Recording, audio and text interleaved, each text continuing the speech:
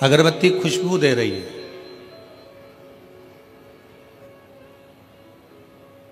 संत तुकाराम जी, संत नामदेव जी, मीराबाई, कर्माबाई, प्रहलाद जी, ध्रुव जी, मुक्ताबाई, रामकृष्ण परमहंस जी, चैतन्य महाप्रभु जी, श्रीमद् वल्लभाचार्य जी, श्री रामानुजाचार्य जी, श्री निम्बारकाचार्य जी, जगतगुरु श्री शंकराचार्य जी और भारत के जितने जितने संत हैं, साधु हैं, गुरुजन हैं, तपस्वी जन हैं, साधक उपासक हैं, ये वो अगरबत्ती हैं जो संसार में सनातन धर्म की, भगवत धर्म की, भगवत भक्ति की, राम भक्ति की, कृष्ण भक्ति की, शिव भक्ति की, देवी की भक्ति की अलग जगह है।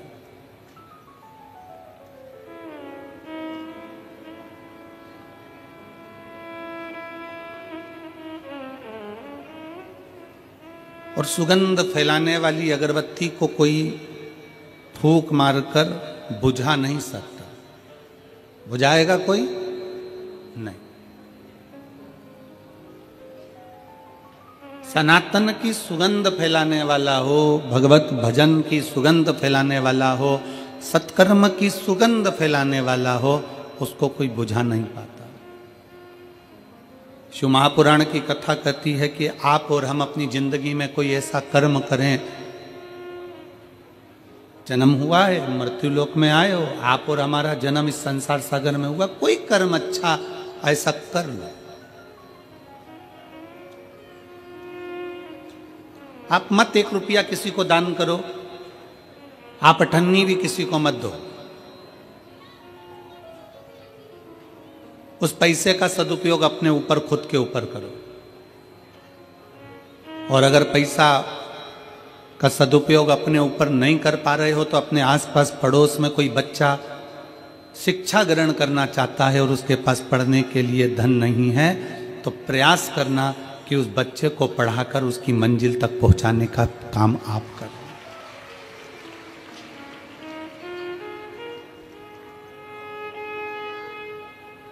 आप मत दो किसी को कुछ। आपके आसपास में, आपके मोहल्ले में कोई व्यक्ति बहुत, परिवार में, कुटुंब में, रिश्तों में, नातों में बहुत बीमार पड़ा हुआ है, उसके पास में धन नहीं है, उसके पास में संपदा नहीं है, पैसा नहीं है, करो आप एक प्रयास कि थोड़ा दवाई का खर्चा हम उठा सकते हैं, थोड़ा दवाई का खर्चा अपन कर सकते हैं।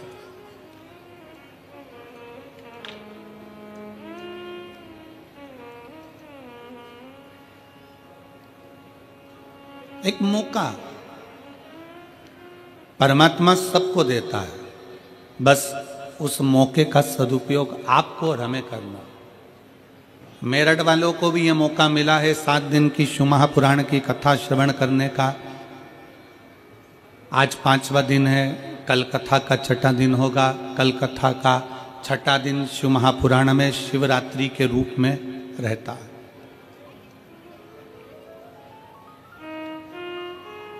कल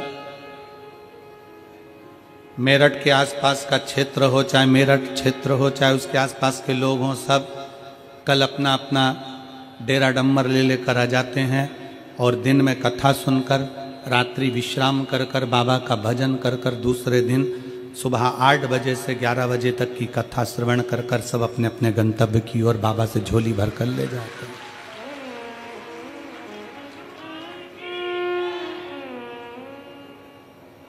जितने शिव भक्त आपको आज लाखों की संख्या में दिख रहे हैं, इससे दुगने कल नजर आएंगे।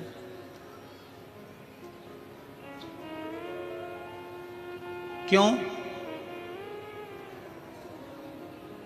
क्योंकि महीने में 1 शिवरात्रि पड़ती है, वर्ष में 12 शिवरात्रि पड़ती है, पर शिव महापुराण की जो शिवरात्रि होती है 7 दिन की कथा में 6ठे दिन की शिवरात्रि, 5 दिन की कथा में 4थे दिन की शिवरात्रि इतनी मूल मानी जाती है कि लोग उस भाव से उस कथा को श्रवण कर कर दूसरे दिन भगवान से झोली भरकर मांग कर अपनी झोली भरकर चले जाते हैं और 3 महीने में फिर कथा के पंडाल में पहुंच जाते हैं। एक मौका देता है भगवान, एक मिनट।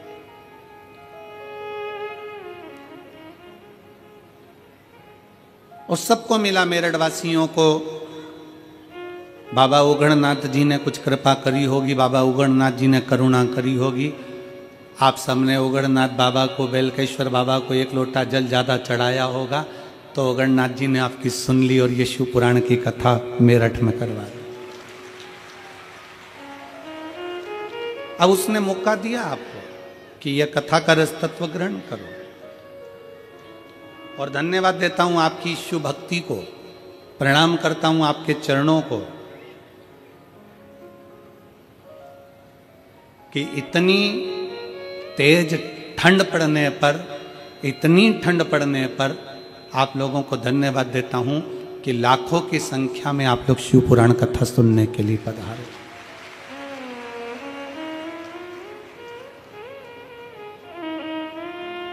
ये अविरल भक्ति है आपकी। भगवान शंकर की अविरल भक्ति आपके भीतर, आप उतारिए उसको। एक चींटी से हमको बहुत कुछ सीखने को मिलता है। एक चींटी सामूहिकता में रहती है, एक साथ रहती है, कतारबद्धता में चलती है, और मिट्टी में भी, कचरे में भी अगर शक्कर का कण पड़ा होता है तो चींटी उसको उठा लेती है।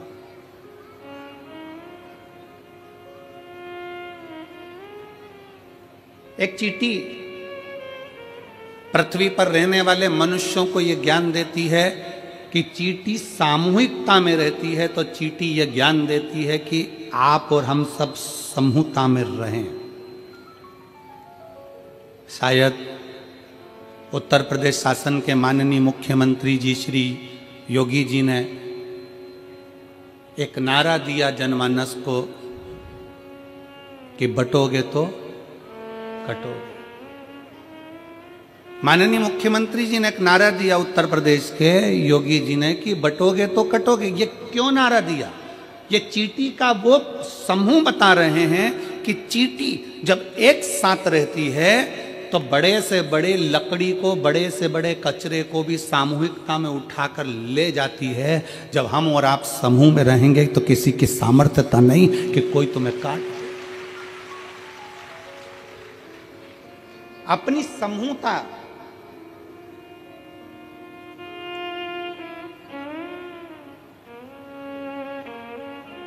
अच्छा हम आपसे पूछे, मेरी जीजियां बैठी हैं, मेरे जीजा बैठे हैं, मेरी माताएं बैठी हैं, मेरे भाई बैठे हैं, बेटियां बेटे बैठे हैं, हम आपसे एक बात पूछते हैं कि पहले घर परिवार बहुत बड़ा होता था, 4-5 मामा चाचा काका बुआ फूफा इतने बड़े होते थे, तो मोहल्ले में किसी की हिम्मत नहीं होती थी कि वो उससे झगड़ा कर ले। बोलो सही है कि गलत है? अरे जम के तो बोलो जरा, क्यों नहीं झगड़ा करते थे? अरे वो 6 भाई हैं और उसकी 4 बहनें बहुत तेज, और उसकी बुआ वहां रहती है बहुत तेज, और बुआ के बच्चे और तेज। पूरे जगह में सूचना रहती थी कि साहब इतना बड़ा परिवार, इतना बड़ा कुटुंब है, इतने सारे लोग हैं, तो इनसे कोई भिड़ता नहीं था।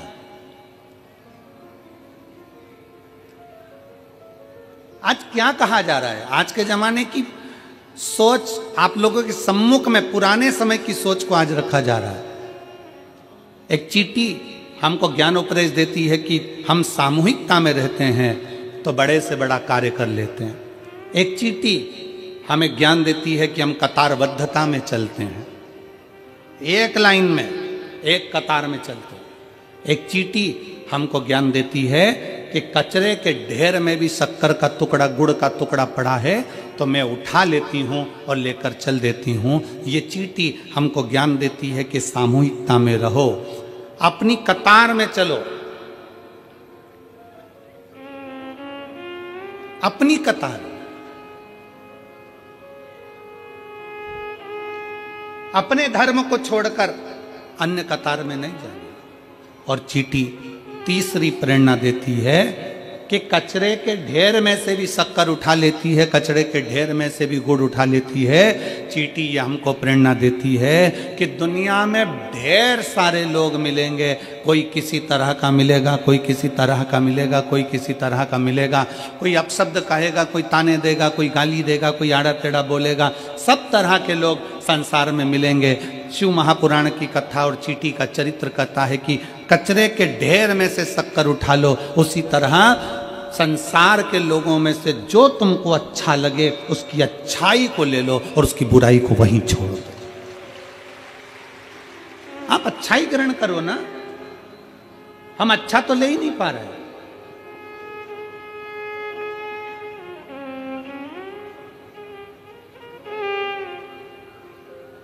पूरा समय हमने बुराई ढूंढने में निकाल दिया।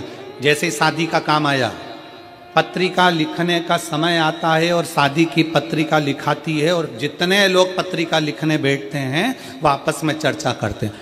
मामा जी के यहाँ पत्रिका भेज रहे हैं, मामा जी के यहाँ पत्रिका भेज रहे हैं, हाँ दूर के मामा है ना, दूर के मामा है ना, उन्होंने अपने को बुलाया था क्या? बस 2 जनी का लिख दो, ज्यादा जाने की जरूरत नहीं है। अब उनकी बुराइयां ढूंढना चालू करें, मामा जी ने ऐसा कर दिया, काका जी ने ऐसा कर दिया, बुआ जी ने ऐसा कर दिया, फूफा जी ने ऐसा कर दिया। जितने लोग बैठे हैं, जितनी देर पत्रिका लिख रहे हैं उतनी देर उसमें से बुराइयां बुराइयां बुराइयां बुराइयां छाटी गई। पत्रिका लिखते समय गणेश जी की पत्रिका लिख रहे हो, बेटे के ब्याह की पत्रिका लिख रहे हो, घर में बेटी के ब्याह की पत्रिका लिख रहे हो, घर में मंगल शकुन हो रहा है, मंगल साज सज रहे हैं, प्रयास ये करो कि पत्रिका लिखते समय ये करा जाए कि कितना भी बुरा व्यक्ति हो उसकी अच्छाई को ढूंढा जाए, जिससे हमारे घर में बेटी आए, हमारे घर में बहू आए, हमारे घर में जो परिवार बढ़े वो अच्छाई देखकर बढ़े।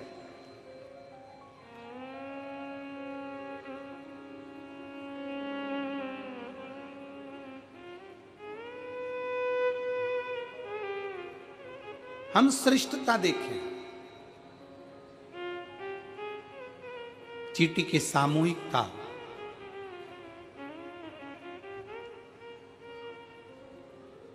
चलो और सरल भाषा में समझ लो।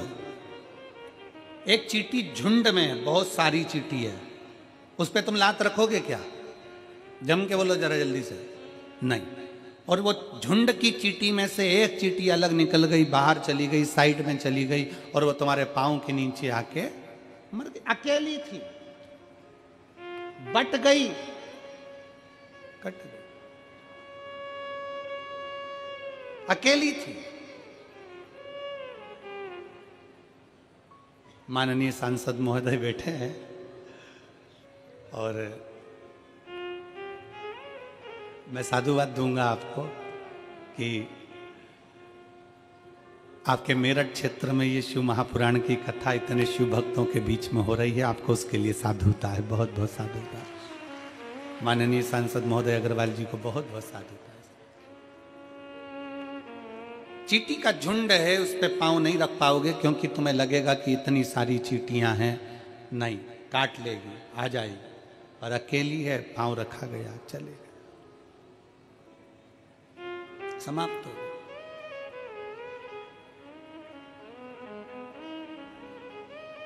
घर में रहो, परिवार में रहो, कुटुंब में रहो, रिश्तों में रहो, एक सामूहिकता के साथ रहो, सामूहिकता। अभी महाराज जी पूरे भारत की ही नहीं, हम विदेश तक की कहेंगे, जो मेरी बहुएं, बेटियां और माताएं सीरियल देखती थी ना, जो टाइम मिल जाता था उस टाइम में, महाराज जी आज की ये स्थिति है कि किसी घर में सीरियल चले ना चले पर शिव महापुराण की कथा जरूर चलती। ये शिव, पहले लोगों को सीरियल का इंतजार रहता था कि सीरियल आएगा, उसमें ये बोलेगी, उसमें वो बोलेगी, इसमें ये होगा, उसमें वो होगा, पर अब लोगों को इंतजार रहता है शिव महापुराण की कथा कहाँ से आ रही बजे आ रही है, सुनना।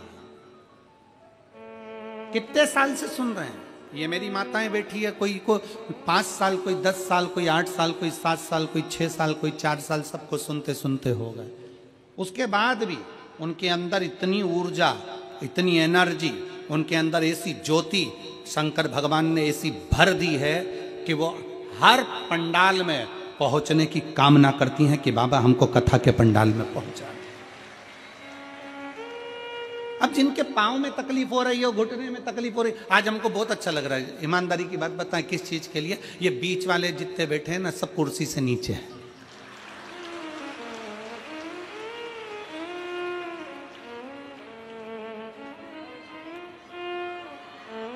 पूछें क्यों?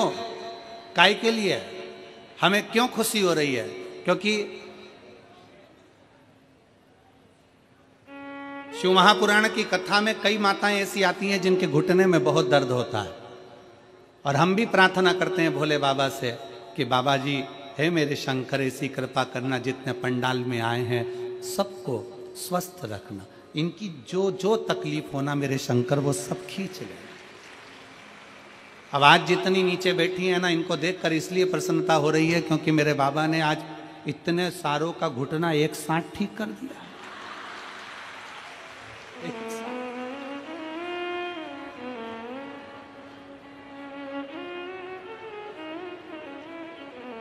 और तेरी लीला का न पाया कोई पार, के लीला तेरी तू ही जाने। आशीष जी एक हमारे मुंबई के यजमान हैं, वो हर कथा में यजमान बनते हैं। काशी में भी बने, ओमकारेश्वर और महाकाल और सीहोर रुद्राक्षोत्सव में हर साल यजमान बनते हैं। और भोले बाबा उनकी जजमानी बनते हैं तो जजमान को ना जाने कहाँ से बाबा देवी देता है। तो आशीष जी, उनका नियम है, कथा सुनेंगे, जब स्तुति करने का समय आएगा तब जमीन पर बैठ जाएंगे। तो हमने उनसे पूछा कि जमीन पर बैठते हो और कथा श्रवण कर कर जब स्तुति करने का समय आता है, श्री शिवाय नमस्तुभ्यम बोलने का, तो जमीन पर बैठकर बोलते हो, उसका फायदा क्या है?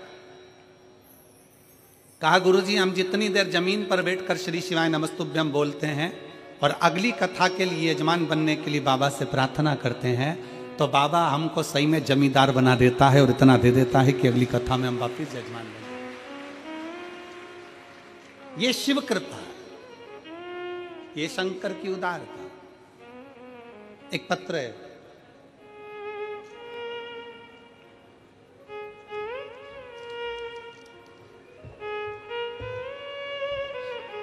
मैं दुजाना निवासी सुनीता शर्मा, गौतम बुद्ध नगर, ग्रेटर नोएडा से हूँ। कहीं बैठी हों तो हाथ हिला सकती हैं। मैं दुजाना निवासी सुनीता शर्मा, गौतम बुद्ध नगर, पत्र को आप लोग एलईडी पर पढ़ सकते हैं, गौतम बुद्ध नगर, ग्रेटर नोएडा से हूँ। गुरुजी, मैं आपकी कथा 2021 से सुन रही हूँ। अगर कहीं बैठी हों और आई हों, बच्चे को लाई हों तो लेकर आ सकती हूँ व्यासपीठ के पास। आपकी कथा 2021 से सुन रही हूँ। एक लोटे जल का क्या वर्णन करूं गुरुदेव। शादी को 19 वर्ष निकल चुके थे और 19 वर्ष से कोई संतान नहीं थी। सभी डॉक्टरों को दिखाया पर कोई लाभ नहीं हुआ। फिर आपकी कथा ग्रेटर नोएडा के उमा पब्लिक स्कूल में आयोजित हुई। वहाँ रोज कथा सुनने गई और बाबा से अर्जी लगाती, बैठती और बाबा से विनय करती, बाबा तूने सबकी झोली भरी है तो मेरी भी तो भरो। बाबा, मैंने सुना है कि पंडाल में बैठकर कथा श्रवण करने वाले की झोली तू भरता जरूर है, मुझ में क्या कमी रह गई। ग्रेटर नोएडा की कथा में बाबा से 5 दिन कथा के पंडाल में विनय करी और 19 वर्ष के बाद बाबा ने मेरे को संतान दी। मैं बाबा को प्रणाम करने के लिए 19 वर्ष के बाद मेरे घर में संतान की प्राप्ति हुई। शादी के बाद लोग इंतजार करते हैं 1 साल, 2 साल, 3 साल, 4 साल, 5 साल, 6 साल, 7 साल, कि शादी के बाद संतान होगी, 8 साल, 9 साल, 10 साल, 11 साल। जिसके यहाँ पर 4 साल, 3 साल शादी के बाद संतान नहीं होती, उसको बेचैनी होने लगती है कि संतान क्यों नहीं।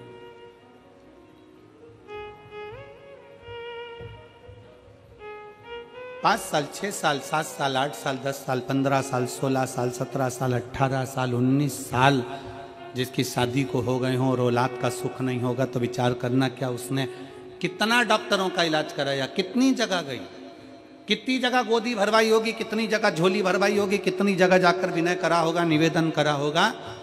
पर उस बहन ने लिखा कि मैंने ग्रेटर नोएडा की कथा उमा पब्लिक स्कूल के उस प्रांगण में बैठकर सुनी और बाबा से कहा, तूने सबकी झोली भरी तो मेरी भी भर देना।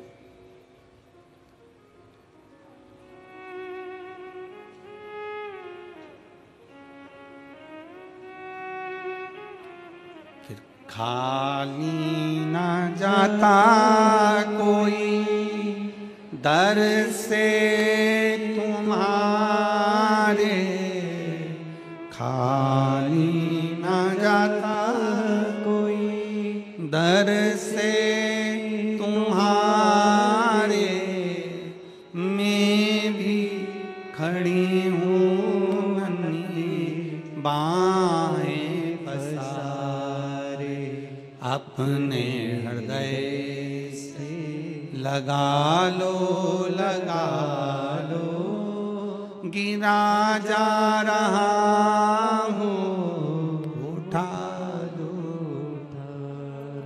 भोले अपने दर से अब तो न टालो, गिरी जा रही हो, उठा लो, उठा लो। आप जिस भाव से भगवान से प्रार्थना करते हो, जिस हृदय से शिव से अपने मन की बात करते हो, इस कथा में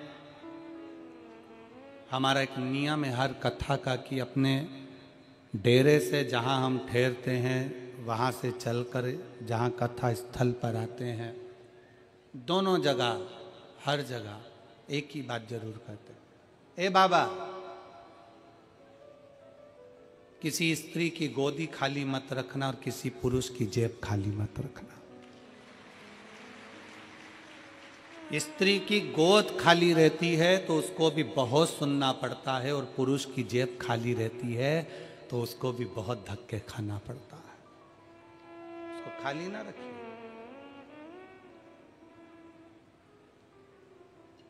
जिसके पास में धन नहीं होता ना, जिसके पास में पैसा नहीं होता, धन नहीं होता, वैभव नहीं होता, थोड़ी संपदा नहीं होती, उससे पूछो कि उसकी दशा क्या होती है। अपने भी साथ छोड़ देते हैं, अपने भी पीछे हट जाते हैं। धन के साथी हजारों हैं, धन नहीं तो कोई नहीं। सुख के साथी हजारों हैं, जब दुख पड़ा तब कोई नहीं। वाहवारी दुनिया मतलब की दुनिया में किसी का कोई नहीं।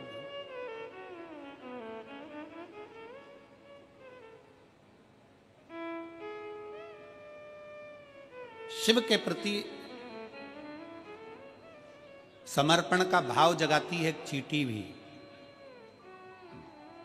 हमें अच्छा चुनना है। सरोवर पर हंस भी बैठ रहा है और कौवा भी बैठ रहा है। हंस भी बैठ रहा है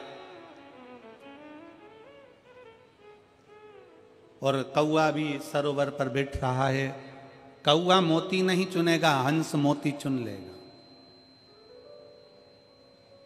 आप अच्छा चुनो, अच्छा देखिए, अच्छा करिए, अच्छा समझिए। और फिर निवेदन है, दिया बुझाया जा सकता है पर अगरबत्ती नहीं बुझा सकते। फूंक से नहीं बुझा सकते। आप उस अगरबत्ती को फूंक से नहीं बुझा सकते, क्योंकि वो सुगंध दे रही है, वो खुशबू दे रही है। उसकी सुगंध चारों तरफ है, उसकी खुशबू चारों तरफ है।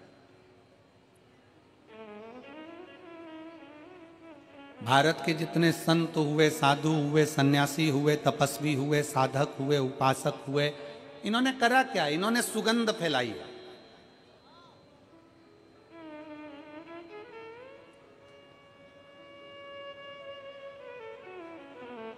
जगतगुरु शंकराचार्य जी ने जब पृथ्वी पर प्रकटे, जगतगुरु शंकराचार्य जी जब इस भूमंडल पर आए, पृथ्वी पर आए, तो जगतगुरु शंकराचार्य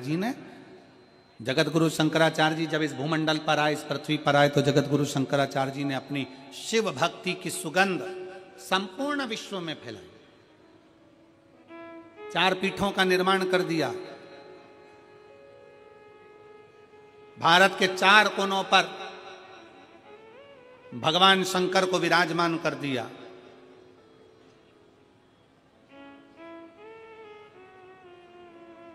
कहीं रामेश्वर है, कहीं सोमनाथ है, कहीं केदारनाथ है, कहीं स्वयं मेरा शिव महाबलेश्वर के रूप में विराजमान है। 4 कोनों पर, 4 जगह पर भगवान शंकर को विराजमान करा, 4 पीठ का निर्माण करा।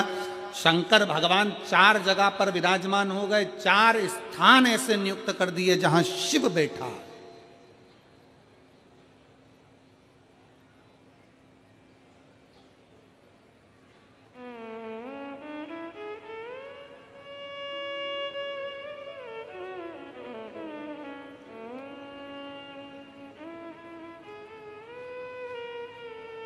कई लोग जो बोलने वाले होते हैं ना, बड़े अपशब्दों के साथ में बोल जाते हैं कि आने वाले समय में हम अपना वर्चस्व फैलाएंगे, भारत को हम अपना कर लेंगे। शिव महापुराण की कथा कहती है, जिस भारत की बॉर्डर पर, जिस भारत की रक्षा करने के लिए त्रिशूल लेकर त्रिपुंडधारी बैठा हो, उस भारत का बाल बांका नहीं हो सकता।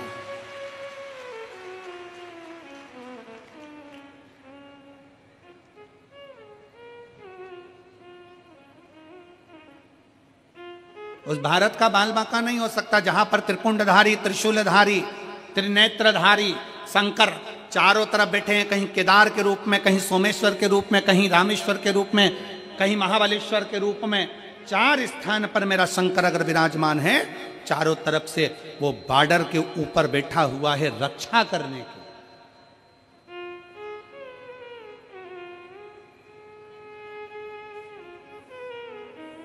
वो तो कहीं कहीं के होते हैं जो शब्दों का खेल कुछ घुमा कर कहना चाहते। एक व्यक्ति एक जगह पर बात कर रहा था कि बताओ, महाराज जी कहते हैं कि शंकर जी हैं, महाराज जी कहते हैं भगवान है, महाराज जी कहते हैं भगवान है। शंकर जी को 1 लोटा जल चढ़ाओ, शिव जी के मंदिर जाओ, भगवान की भक्ति करो, भगवान की उपासना करो, भगवान की विरल भक्ति को धारण करो, भगवत भजन करो।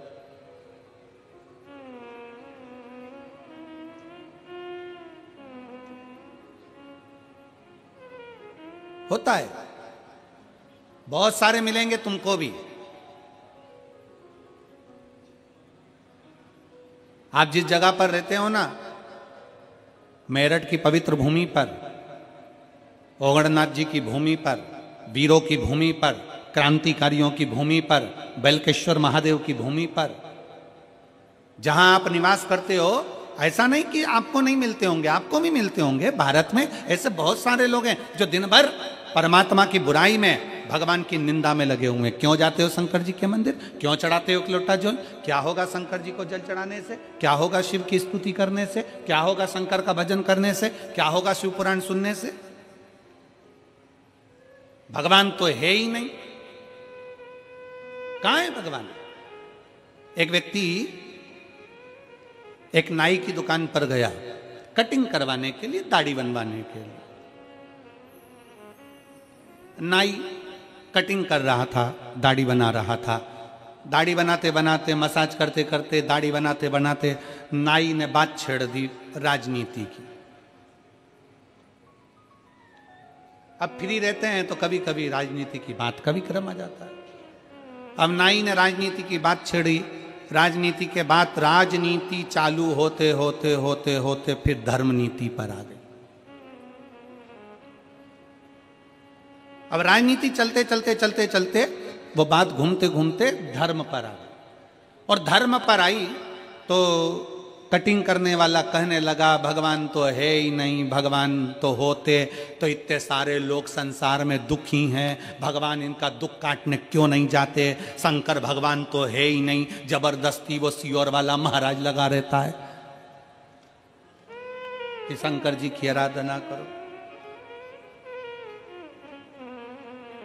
जबरन लगा, भगवान तो है ही नहीं, भगवान होते तो इतने सारे का दुख नहीं काट देते, भगवान होते तो इतने सारे की तकलीफ नहीं काट देते।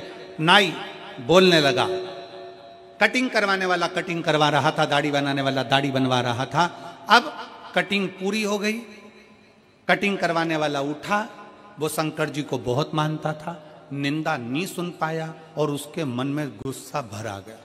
गुस्सा भरा गया इसका मतलब ये नहीं कि गाली दे देगा, गुस्सा भरा गया इसका मतलब नहीं कि अपशब्द कर देगा। उठा, उठकर बाहर जाने लगा, जैसे ही बाहर जाने लगा उसका पैसा देकर बाहर निकलते से ही उसने तुरंत नाई को बुलाया और बुलाकर कहा, सामने एक व्यक्ति निकल कर जा रहा है, उसके बड़े बड़े बाल हो रहे हैं, भिखारी जैसा लग रहा है, गंदा सा दिख रहा है। नाई से कहा इसके कटिंग कर दे, इसके बाल काट दे, इसकी दाढ़ी बना दे। नाई बोला काय को बनाऊं, मेरी चौखट पर आए, मेरी दुकान पर आए, मुझसे कहे कि कटिंग करो तो कटिंग करूंगा, मेरे से कहे दाढ़ी बना तो दाढ़ी बनाऊंगा, मैं क्या इसके पीछे पीछे जाकर बनाऊंगा, मैं क्या इसके पीछे पीछे जाता रहूंगा, मेरे पास आकर बोलेगा तो कटिंग करूंगा, मेरे पास आकर बोलेगा तो दाढ़ी बनाऊंगा, मैं किसी के पीछे पीछे जाकर कटिंग और दाढ़ी नहीं बनाता। बस उस व्यक्ति ने नाई से कहा कि अभी तुम कह रहे थे कि भगवान जाकर इनके दुख काट दे।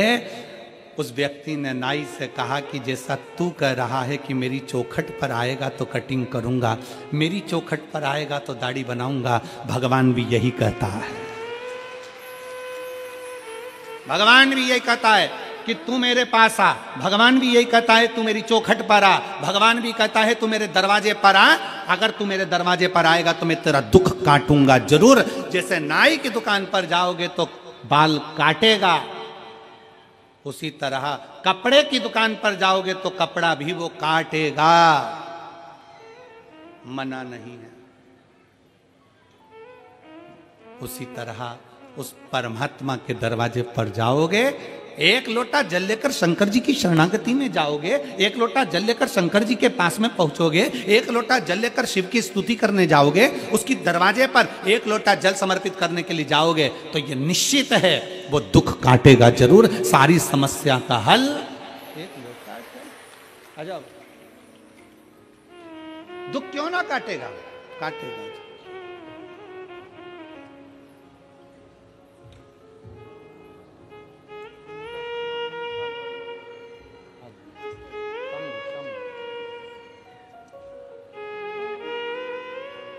सुनीता जी शर्मा गौतम बुद्ध नगर ग्रेटर नोएडा से आई हैं। 19 साल के बाद संतान की प्राप्ति हुई है, 19 साल के।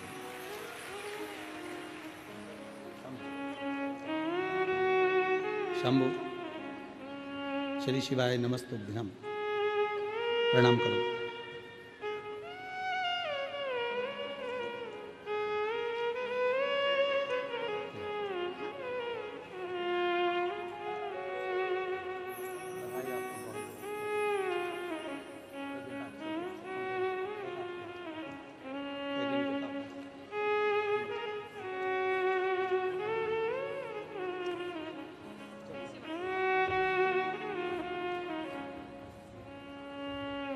उन्नीस वर्ष के बाद संतान की प्राप्ति हुई। एक बार जोरदार ताली बजाकर स्वागत, वंदन, अभिनंदन। शिव तत्व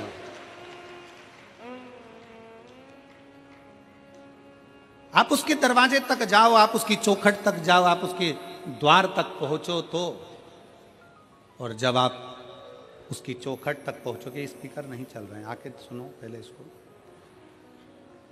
जब आप उसकी चौखट तक पहुंचोगे, आगे के चल रहे हैं 2 और ये 4 नहीं चल रहा है। जब आप उसके मंदिर तक जाओगे, उसकी चौखट तक जाओगे, उसके द्वार तक जाओगे, तो वो सुनेगा, दुख काटेगा, जाना पड़ेगा। आप सबसे पूछें मेरी जीजियों, मेरे जीजाओं, बेटियों, बेटाओं, मेरी माताओं, मेरे भाई, जब से आप शंकर भगवान को एक लोटा जल चढ़ाना चालू करे हो, वो तारीख से आज तक विचार करना कि बाबा ने तुमको पीछे नहीं सरकाया, आगे ही बढ़ाया।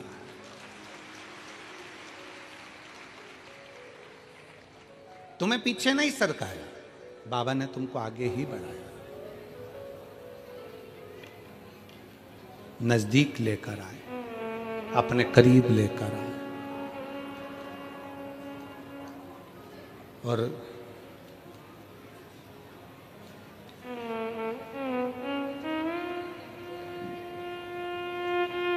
उसको ढूंढो। संसार में आए हो ना, तो उसको थोड़ा सा ढूंढने का प्रयास करो, मिलेगा।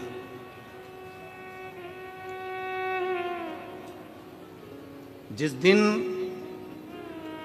कथा सुनने को ना मिले, जिस दिन शंकर जी के मंदिर में एक लोटा जल चढ़ाने नहीं जा पाओ और तुम्हारे दिल में अगर बेचैनी हो, तो समझ लेना कि तुम शंकर की बेटी और बेटे हो गए, तुम शिव के बेटे।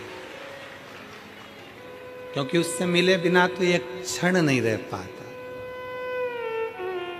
एक क्षण ऐसा में हम कह देते हैं कई बार कि ऐसा ना सोचा जाए कि बुद्धि गड़बड़ नहीं होती। कई बार बड़े बड़े संत, साधु, महात्मा की भी बुद्धि गड़बड़ हो जाती है, तो इंसान की तो जाने दो। लंकाधिपति रावण जैसा विद्वान, कितनी विद्वत्ता उसके अंतर्गत, और उसकी बुद्धि गड़बड़ हो गई। कंस जो विद्वत्ता में भी प्रबल था, उसकी बुद्धि गड़बड़ हो गई थी। हो जाता है कभी कभी। जैसे एक महिला, एक स्त्री, एक नारी रजस्वला होती है, महीने में एक बार नारी रजोधर्म धारण करती है, रजस्वला होती है। और रजस्वला होने पर वो नारी जैसे घर में काम नहीं करती है, पूजन नहीं करती, पाठ नहीं करती, उसी तरह जैसे स्त्री रजस्वला होती है और वो अच्छा कार्य नहीं करती है, उसी तरह मनुष्य की बुद्धि भी महीने 2 महीने में रजस्वला हो जाती है। वो बुद्धि भी काम करना बंद कर देती है। कभी कभी बुद्धि भी काम करना बंद कर देती, बुद्धि भी रजस्वला हो जाती। अच्छी चल रही है, अच्छा बुद्धि काम कर रही है, अच्छा चित्त लग रहा है, अच्छा कार्य हो रहा है, मालूम पड़े बुद्धि ने काम करना बंद कर दिया, गलत मार्ग पर चली गई। कोई गलत दोस्त मिल गए, गलत मित्र मिल गए, गलत सोच वाले मिल गए, निंदा वाले मिल गए, चुगली वाले मिल गए, बेकार मिल गए। तो निवेदन है, जैसे स्त्री रजस्वला होती है, काम करना जब बंद कर देती है तो एकांत में अपना आसन लगाकर बैठ जाती है, एकांत में विश्राम कर लेती है, एकांत में रहती है। उसी तरह शिव महापुराण की कथा कहती है, भगवान शंकर का चरित्र कहता है, जब तुम्हारी बुद्धि काम करना बंद कर दे, तुम्हें लगे कि ये गलत जगह जा रही है, कहीं मदिरा पान में, कहीं वेश्यावृत्ति में, कहीं जुए में, कहीं मांसाहार में गलत जगह अगर जा रही है, और बुद्धि जब निंदा में, चुगली में ज्यादा जाने लगे, तो फिर एक काम करना, जैसे रजस्वला स्त्री एकांत में रहती है, उसी तरह जब बुद्धि सही जगह ना चले तो थोड़ा 1-2 दिन भगवान शंकर के मंदिर में रोज अपना समय लगाकर एकांत में बैठकर शिव का नाम का जाप करो। धीरे धीरे बुद्धि काम करना प्रारंभ करो, बुद्धि काम करेगी।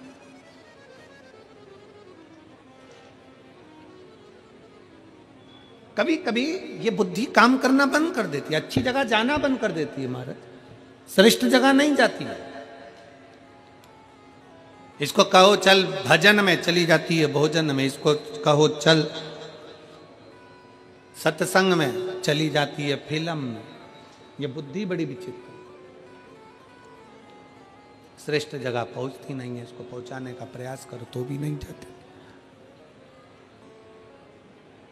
और फिर निवेदन है आप सबको, मेरठ के एक एक श्रोता भाई बहनों को, शिव भक्तों को, शंकर जी के ये अविरल भक्त जो लाखों की संख्या में पहुंचे हैं, पंडाल में जगह नहीं, पंडाल के बाहर बैठे हुए हैं, ऐसे शिव भक्तों को मैं नमन करते हुए कहता हूँ, आज भोले बाबा ने भगवान शंकर की कृपा से, ओघड़नाथ बाबा की कृपा से आपकी बुद्धि श्रेष्ठ जगह पर तुमको लेकर आई है, मतलब कुछ अच्छा करना चाहती है,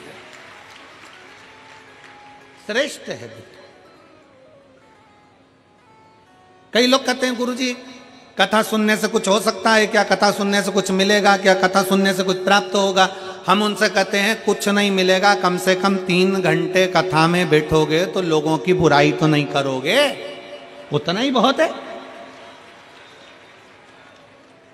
3 घंटा कथा में बैठोगे तो कम से कम गलत बात तो नहीं सुनोगे, किसी की निंदा तो नहीं सुनोगे, किसी शब्द तो नहीं सुनोगे। 3 घंटा कथा में बैठोगे तो आड़े टेढ़े काम तो नहीं करोगे। 3 घंटा कथा में बैठोगे, अपनी इंद्रियों को संयमित करोगे, इंद्रियों को संयम। कितना संयम है। लोग कहते हैं संत बड़े, लोग कहते साधु बड़े, लोग कहे तपस्वी बड़े, लोग कहे साधक बड़े, लोग कहे उपासक बड़े। और कुंभज बाबा अगस्त ऋषि भगवान शंकर के सामने कहते हैं कि सबसे बड़ा होता है कथा को सुनने वाला श्रोता, सबसे बड़ा होता है कथा को श्रवण करने वाला श्रोता, कथा सुनने वाला श्रोता सबसे बड़ा होता है, कथा श्रवण करने वाला श्रोता बड़ा होता है। और कितनी संख्या में, कितना, जरा विचार करिए मेरी जीजियों। आप लोग तो ये हो सकता है कि यहाँ जो कथा में आगे बैठे हैं, हो सकता है कि 1 बजे कथा चालू हुई होगी तो 1:30 बजे आए होंगे, 2 बजे आए होंगे, 2:30 बजे आए होंगे, हो सकता है कि 12 बजे आए होंगे, 1 बजे आए होंगे। पर ये पंडाल में बैठी हुई मेरी जीजियाँ, मेरे जीजा, मेरी माताएं, मेरी बेटियाँ, बेटा सवेरे 7 बजे से एक जैसा नहा धो के थोड़ा सा नाश्ता पानी कर कर अपना आसन लगा कर बैठते हैं, शाम के 5 बजे तक इंतजार करते रहते हैं, अपनी इंद्रियों को संयमित रखते हैं, ना वॉशरूम जाना, न पानी भी उतना पिएंगे जितना लगे, शरीर को ज्यादा पी लेंगे तो वॉशरूम जाना पड़ेगा, कहीं बाहर ना जाना पड़ जाए। इंद्रियों को संयमित करा, साधा है।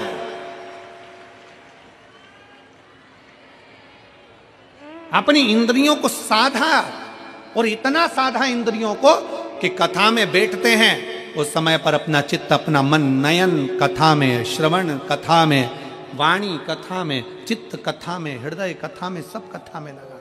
क्या मिलता है कथा में जाने से?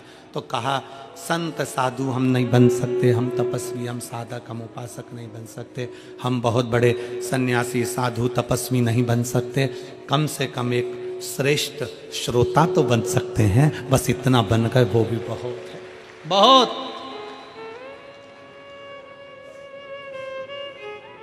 उसके आश्रित तो हो गए।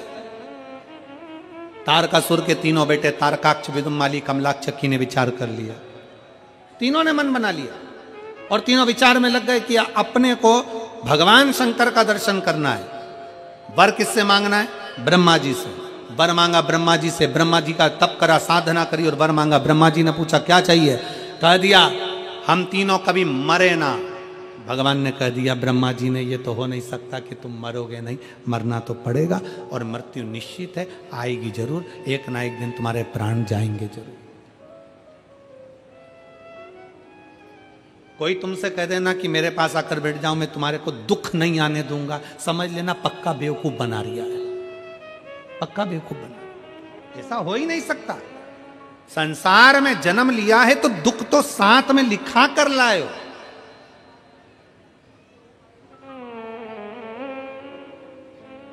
हॉस्पिटल से छुट्टी होती है, दवाई देकर भेजते कि नहीं भेजते? अरे जम के तो बोलो, आवाज नहीं आई है, जम के बोलो जरा। भेजते हैं। हॉस्पिटल से छुट्टी कर दी और तुमसे कह दिया जाओ अपने घर जाओ, एक भी दवाई नहीं लिखी, एक भी गोली नहीं लिखी, एक भी इंजेक्शन नहीं, पीने की दवाई नहीं, खाने की दवाई नहीं, कुछ नहीं, कोई नियम नहीं कि सुबह खाना कि शाम को खाना, और ऐसे भगा दिया। भगा दिया ऐसा ही नहीं। हॉस्पिटल से छुट्टी होती है तो एक दवाई का पर्चा बना कर दे दिया जाता है कि इसको सुबह खिलाना, इसको शाम को खिलाना, इसको दिन में खिलाना, इसको रात को खिलाना, इसको ऐसे खिलाना, इसको वैसे खिलाना। पर्चा दे दिया जाता है दवाई।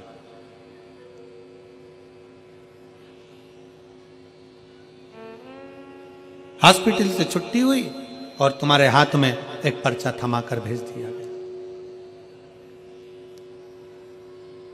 एक पर्चा दे दिया हॉस्पिटल से कि इस दवाई को सुबह दोपहर शाम में तुम्हें लेना है,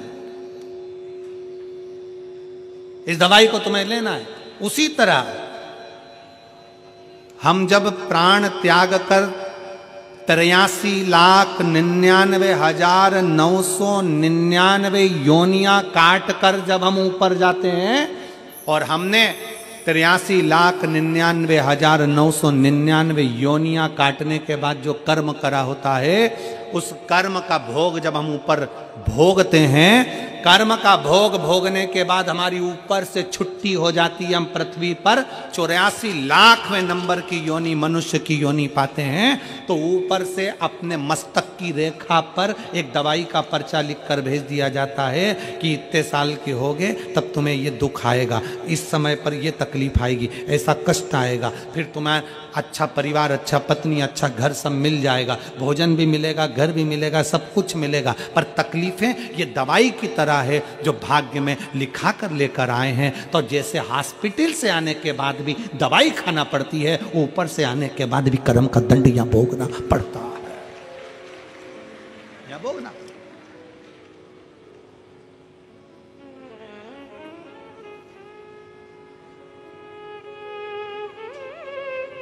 कर्म का दंड यहां भोगना पड़ेगा। मनुष्य देह मिली है, मानव का शरीर मिला, इसको भोगना है।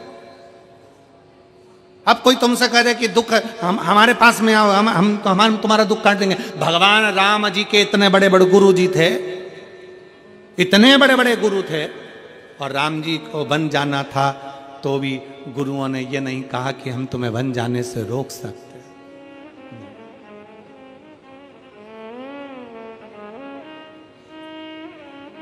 कर्म गति को तो भोगना। भगवान कृष्ण के इतने बड़े बड़े गुरु थे, कितने, और जरा विचार करो, भगवान कृष्ण की 16,108 रानियां, और 16,108 रानियां होने के बाद भी जब संतान का सुख नहीं हुआ तो गर्गाचार्य बाबा से पूछा द्वारका जी में, आप बताइए गुरुदेव, मेरे घर में औलाद नहीं, 16,108 रानियां। गर्गाचार्य बाबा ने भगवान शंकर की आराधना करवाई। एक एक रानी के साथ में 11-11 दिन तक, एक एक रानी के साथ में 11-11 दिन तक भगवान शंकर की शिवलिंग की आराधना करी गई। एक एक रानी के साथ भगवान शंकर प्रसन्न हो गए। शिव जी प्रसन्न होकर वर दे दिए। भगवान शंकर ने कृपा करी। शिव जी बोले, तुमने 16,108 रानियों के साथ, एक एक रानी के साथ 11-11 दिन तक बैठकर, भगवान शंकर कहते हैं तुमने मेरी आराधना करी है, इसलिए तुम्हारी एक रानी से 11-11 संतान होगी। 10 छोरा, 1 छोरी, 1,77,186 तुम्हारे घर बच्चे होंगे। ये शिव की कृपा से हुए, शंकर की उदारता से, शिव की करुणा से, उनकी उदारता से, उनकी दया से ये बच्चे। थोड़ा सेट कर लीजिए आप।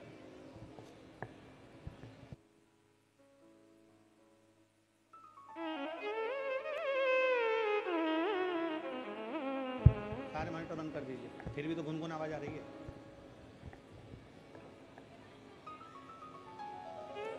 स्पार्किंग आवाज आ रही है।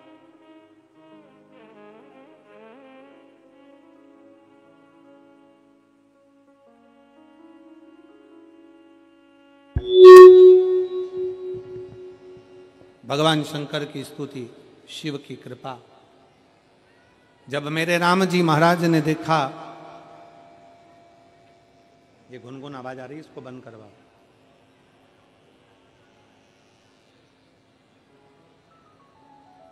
भगवान कृष्ण स्वयं शंकर की आराधना में लगे। भगवान कृष्ण जब राम जी महाराज लंका पर चढ़ाई करने के लिए गए, लंका पर चढ़ाई करते समय उनके स्मरण में आया कि जिस रावण की लंका में मैं जा रहा हूं,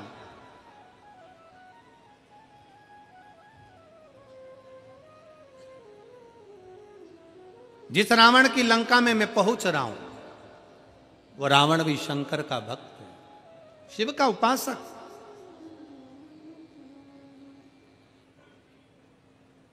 बस बंद हो गया। वो रावण भी भगवान शंकर का उपासक है। क्यों ना शिव की आज्ञा ली जाए, शंकर जी की आज्ञा लेकर, शिव जी की आज्ञा लेकर फिर लंका पर चढ़ाई करी जाए, फिर लंका पर पहुंचा। और शिव जी की आज्ञा, भगवान राम बालू रेत का शिवलिंग बनाकर, भगवान राम बालू रेत का शिवलिंग का निर्माण कर कर शंकर जी की आज्ञा लेकर फिर लंका पर चढ़ाई करने जाते हैं। कितना सुंदर प्रसंग शिव महापुराण में वेद व्यास जी लिखते हैं। 12 ज्योतिर्लिंग में से एक ज्योतिर्लिंग रामेश्वर ज्योतिर्लिंग हमें ज्ञान देता है कि शंकर के भक्त के घर में जाने से पहले भगवान को भी शंकर की आज्ञा लेना पड़ती है कि मैं इसको लेने के लिए जा रहा हूं।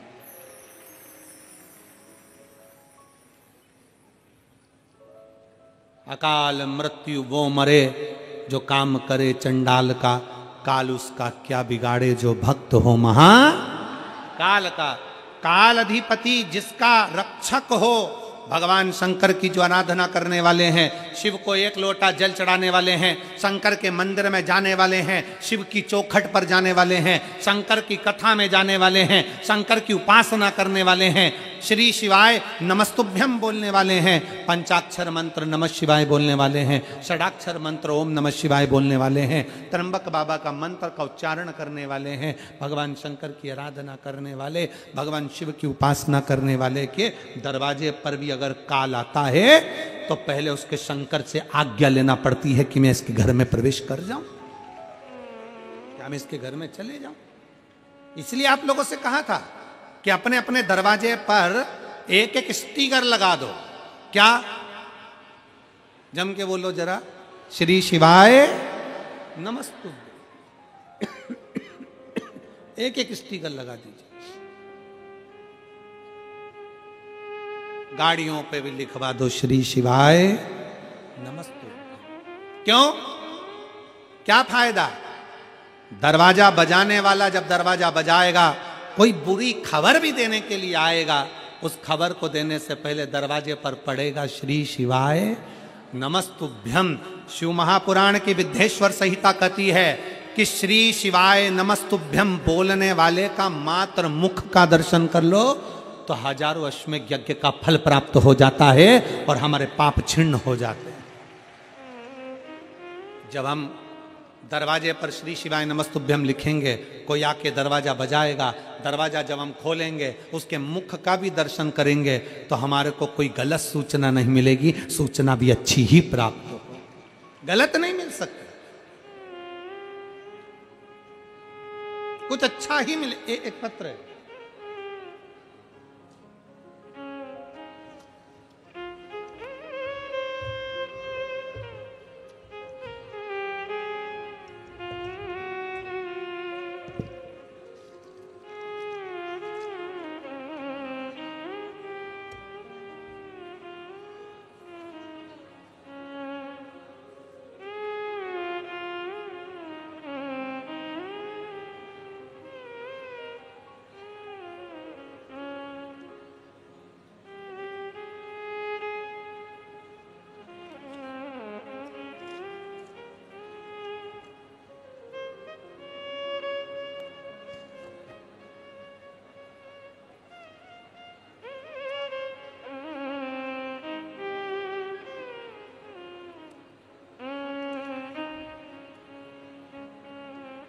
मैं नीतांशी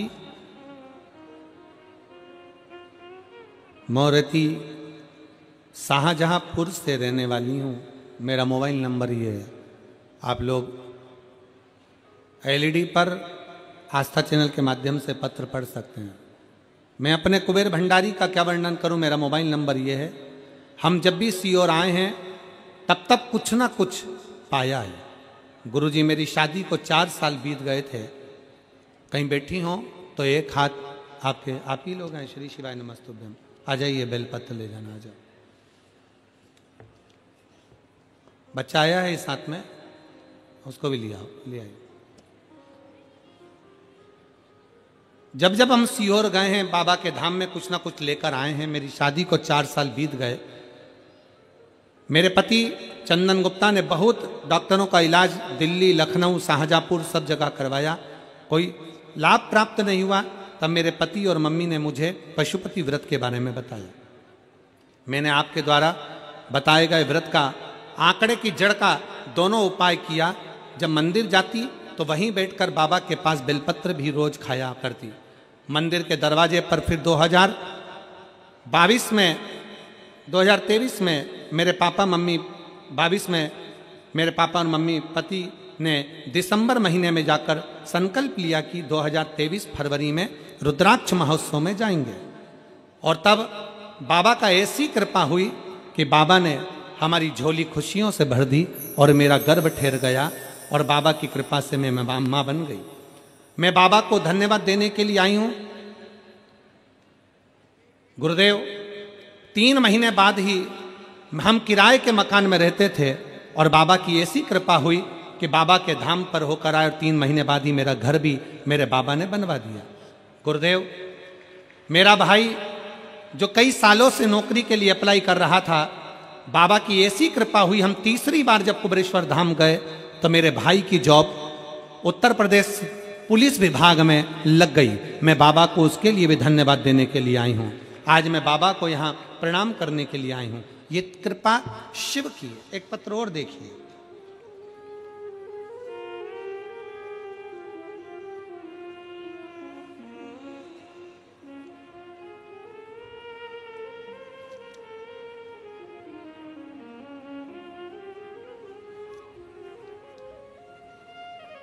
मेरा नाम मीनाक्षी है, पति का नाम चंद्र प्रकाश है।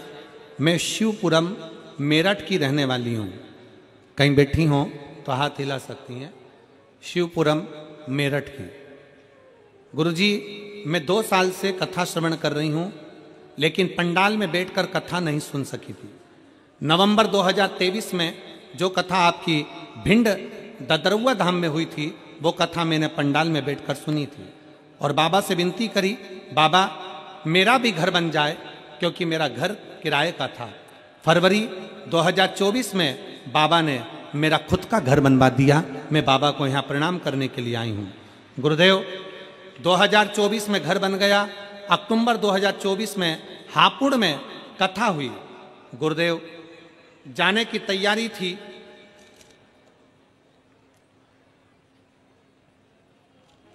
तभी मेरी पोती की तबीयत अचानक से खराब हो गई और हमें मालूम पड़ा कि उसको फिट आना प्रारंभ हो गए।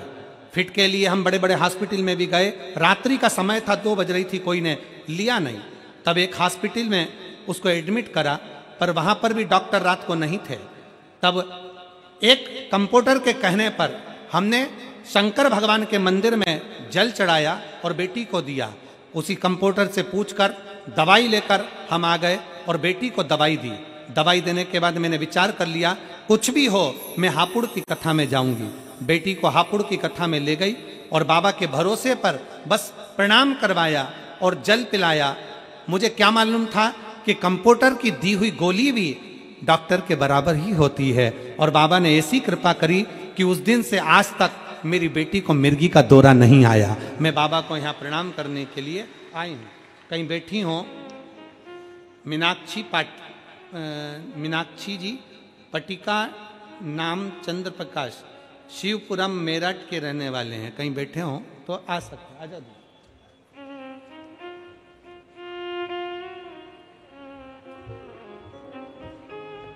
और मैंने तेरे ही भरोसे बाबा, तेरे ही भरोसे हवा विच उड़ती जावागी।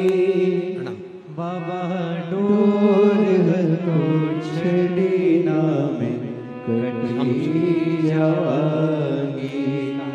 भोले मैं तेरी पतन, शंभू मैं तेरी पतन, हवा विच उड़ती जावागी। बाबा डोर हतो छड़ी ना में कटी जावागी। भोले मैं तेरी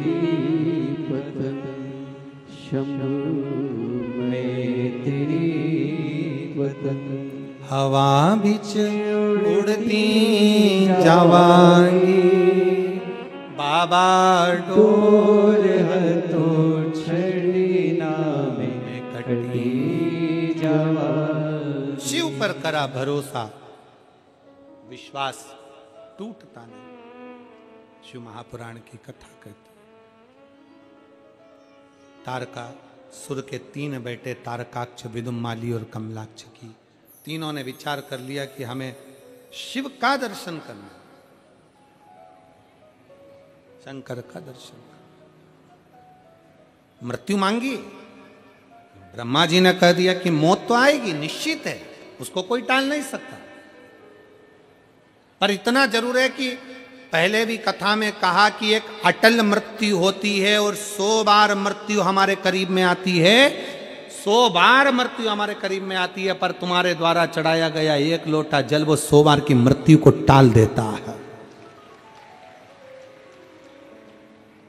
और जो अटल मृत्यु है वो तो हर एक को आना है, एक दिन प्राण जाना ही है। अटल है वो, अटल ही रहेगा। शिव कथा कह रही है, भगवान शंकर का चरित्र कथा है, शिव महापुराण की कथा कह रही है, भगवान का पवित्र चरित्र कह रहा है। तारकासुर के 3 बेटों ने मांग लिया कि अगर ब्रह्मा जी आप कह रहे हो कि हमारे प्राण छूटेंगे, हम मरेंगे, ठीक है, हम मरने को तैयार है, पर हमें वर दे दो, हम मरें तो तीनों एक साथ मरें, प्राण छूटे तो तीनों के एक साथ छूटे।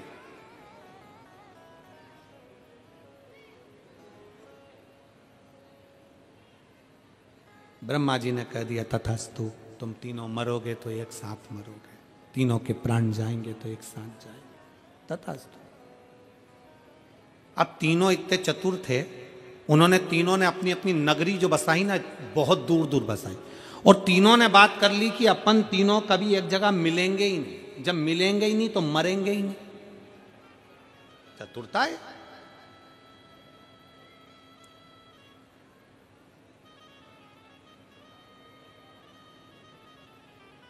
कितनी भी बादाम खा लो, कितना भी तिल्ली का लड्डू खा लो,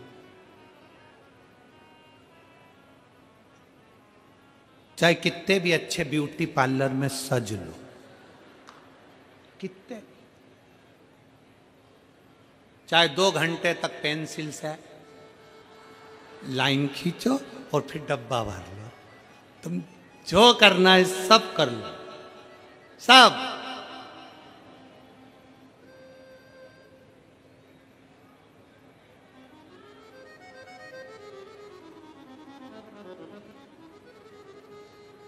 एक अपना जन्म प्रमाण पत्र और एक अपना मृत्यु प्रमाण पत्र, ये कभी भी अपने हाथों में तुम नहीं ले पाओगे, कभी नहीं। जन्म प्रमाण पत्र भी तुम्हारा दूसरे के हाथ में है और मृत्यु प्रमाण पत्र भी तुम्हारा दूसरे के हाथ में होगा।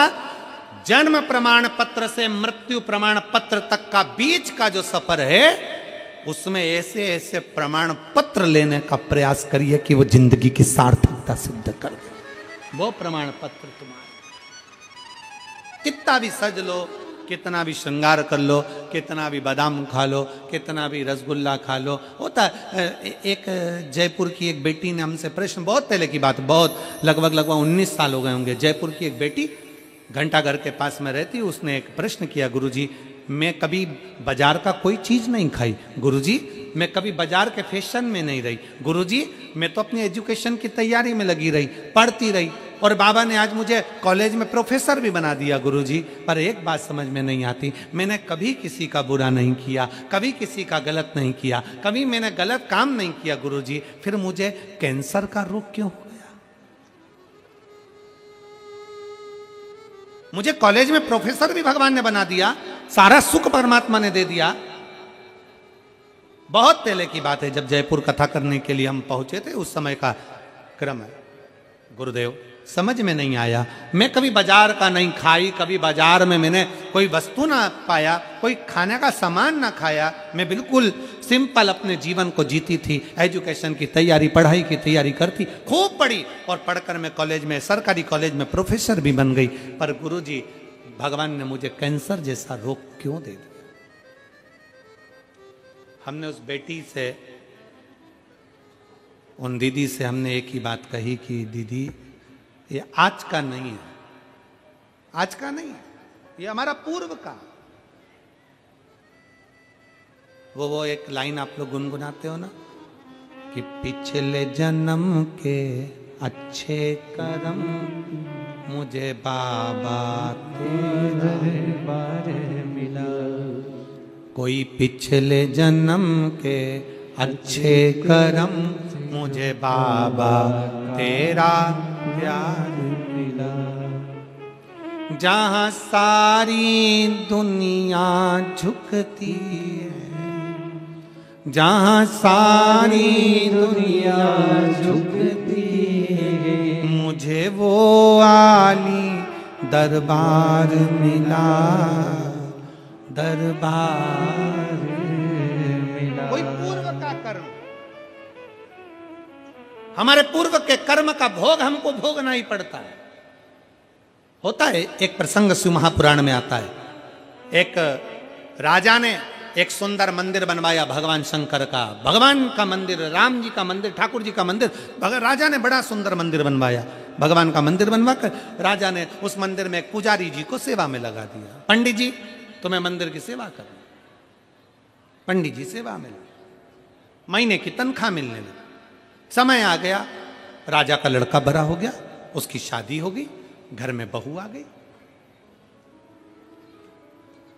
शादी का एक रात्रि हुई, सुबेरे सुबेरे का समय था, बहू की आंख खुली और बहू तैयार होकर बस जाने के लिए बाहर निकल रही थी। उसने राजा के लड़के के पास में पलंग के नजदीक में तलवार रखी हुई देखी तो लड़की ने, उस बहू ने विचार करा, म्यान तलवार की कितनी सुंदर लग रही है, उठाकर देखती हूं। उसने तलवार की म्यान को उठाया, वो तलवार अंदर रखी हुई थी। म्यान देखते देखते उसने सोचा म्यान इतनी सुंदर है तो तलवार कितनी सुंदर होगी। उसने जो तलवार निकाली, तलवार की चमक के कारण उसकी आंखें बंद हो गई, बंद हुई, तलवार छूट गई। छूटी तो जो पति सो रहा था उसके गले पर पड़ गई और पति मर गया।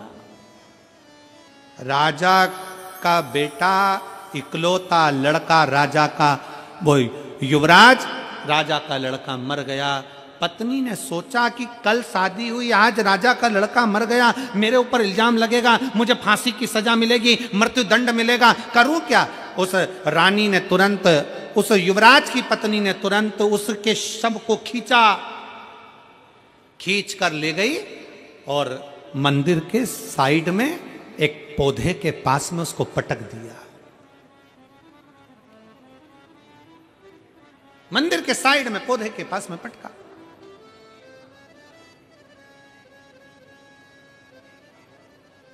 सुबेरे सुबेरे पंडित जी आए, फूल तोड़ रहे थे। उन्होंने उस बॉडी को नहीं देखा, उन्होंने उस शरीर को नहीं देखा और पत्नी वहीं बैठकर चिल्लाना चालू कर दिया, हाय मेरे पति को मार डाला, हाय रे मेरे पति को मार डाला, इस पंडित ने मेरे पति को मार डाला।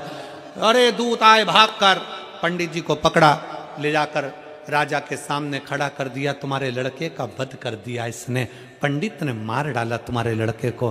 राजा रोने लगा, सिर पीटने लगा, मेरा इकलौता लड़का मर गया, इसको ले जाकर जेल में बंद कर दो। उसको बंद करा।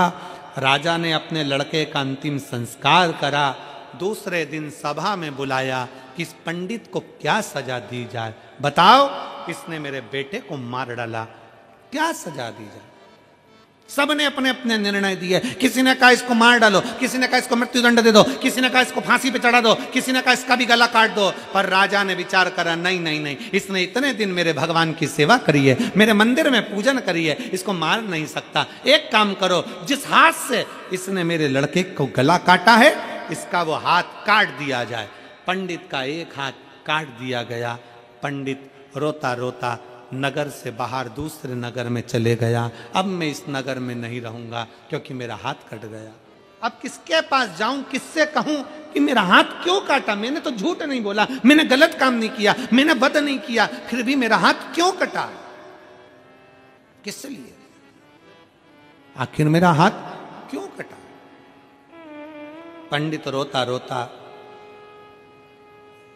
सोचा अपने गुरु जी से पूछूंगा जो काशी में रहते हैं। गुरु जी के पास जाने लगा। जैसे ही गुरु जी के पास गया, दरवाजा बजाया, गुरु जी नहीं थे, उनकी पत्नी चिल्ला के बाहर आई। कौन खोलना आया है? दरवाजा बजाया जा रहा है, बजाया जा रहा है, अक्ल नहीं है बिल्कुल रत्ती भर की। कौन है ये? दरवाजा खोलकर खूब गालियां दी पत्नी ने। हाथ कटा हुआ है। उसने पूछा गुरु जी हैं? पत्नी चिल्ला के बोली कौन गुरु? कहीं मर गया होगा तेरा गुरु। आ गए गुरु जी हैं, गुरु जी हैं। पति को भी उसने बहुत अपशब्द कहे, वो चला गया। थोड़ी देर बाद फिर आया, फिर दरवाजा बजाया, गुरु जी हैं। पत्नी ने फिर अपशब्द कहना प्रारंभ कर। अब तीसरी बार आया तो पत्नी नहीं थी। गुरु जी ने दरवाजा खोला। पंडित जी एक हाथ के प्रणाम किया। प्रणाम कर कर गुरु जी ने उसको अंदर बुलाया। क्या बात है बेटा, आप मुझे जानते हो गुरु जी? मैंने आपके पास में विद्या अध्ययन करा है, आपके पास में रहा हूं, मैंने आपसे गुरु दीक्षा ली है। गुरु जी बोले हाँ मैं जानता हूं, तू मेरा शिष्य है। क्या पूछना चाहता है? गुरु जी मैं अपने बारे में पूछने के लिए आया था, पर आप तो त्रिकालदर्शी हो गुरु जी, आप पूर्व का ज्ञान रख